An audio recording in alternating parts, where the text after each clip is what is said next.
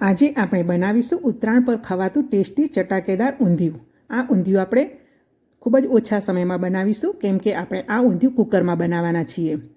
તો એના માટે મેં મેથી લીધી છે. મેથીના પાંદાને ચૂંટીને ધોઈને અને સમારી લઈશું. ઊંધિયું બનાવવા માટે સુરતી પાપડી અને રતાળું લીધું છે.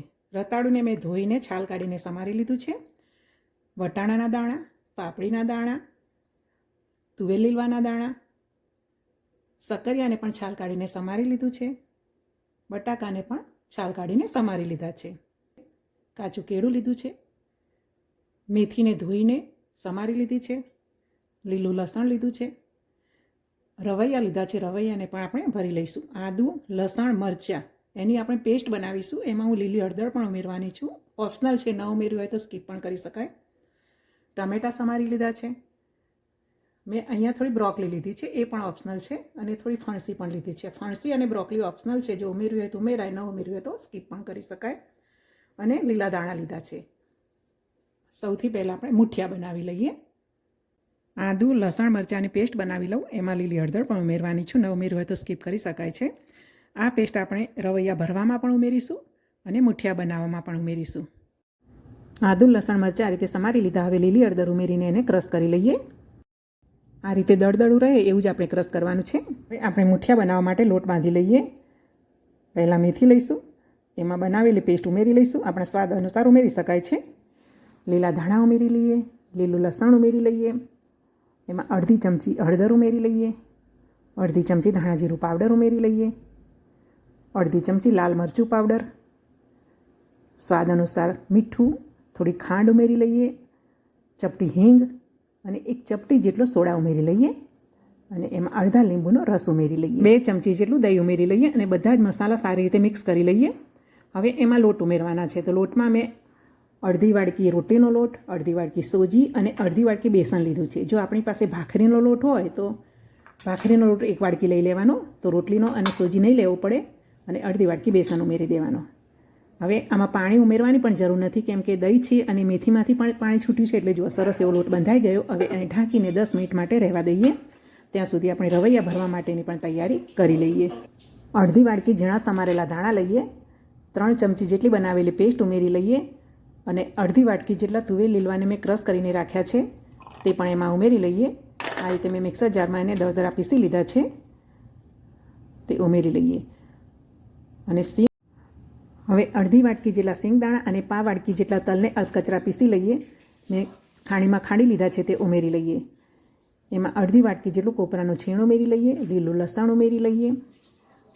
અડધી ચમચી હળદર, અડધી ચમચી લાલ મરચું પાવડર, અડધી ચમચી અજમો, અડધી ચમચી ધાણા જીરું પાવડર, સ્વાદ અનુસાર મીઠું, 2 ચમચી દળેલી ખાંડ અને એમાં 2 ચમચી જેટલું બેસન ઉમેરી લઈએ.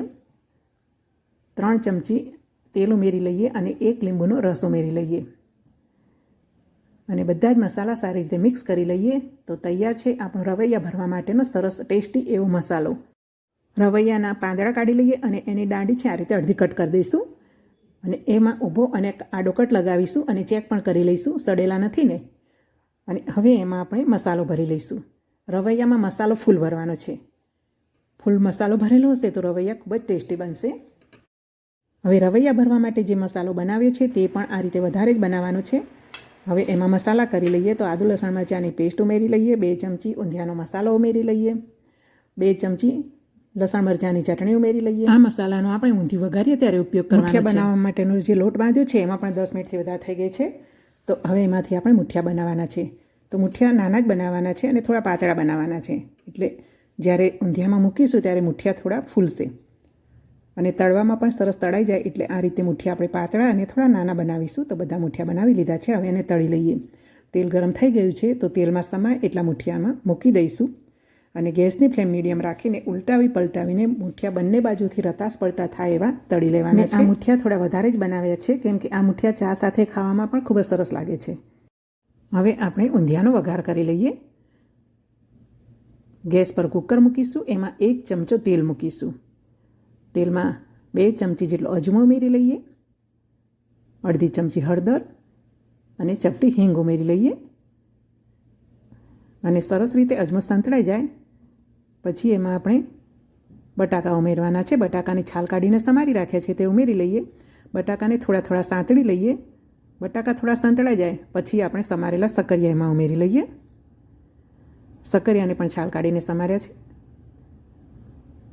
સકરિયા થોડા થોડા સંતળાઈ જાય પછી એમાં આપણે રતાળું ઉમેરી લેવાનું છે. તો રતાળું, સકરિયા અને બટાકા એને તેલમાં હજુ પણ આપણે 2 મિનિટ સાંતળીશું એટલે ઉપર કોટિંગ થઈ જશે, જેથી બટાકા, રતાળું અને સકરિયા ઊંધિયામાં ઓગળશે નહીં.